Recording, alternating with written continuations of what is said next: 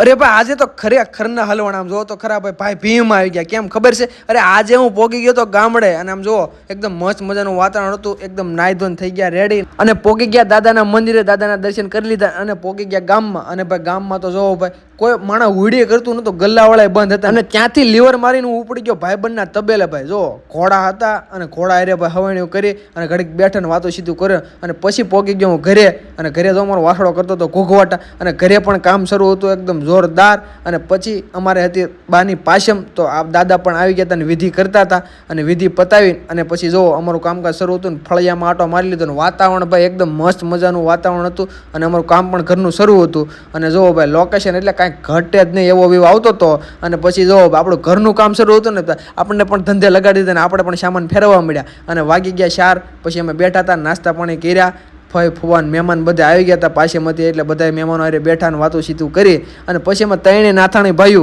ઉપડ્યા બાવળા ડુંગરે અને બાવળા ડુંગરે ભાઈ આમ જો એકદમ મસ્ત મજાનું લોકેશન હતું પછી અહીંયા બેઠા અને આનંદ કર્યો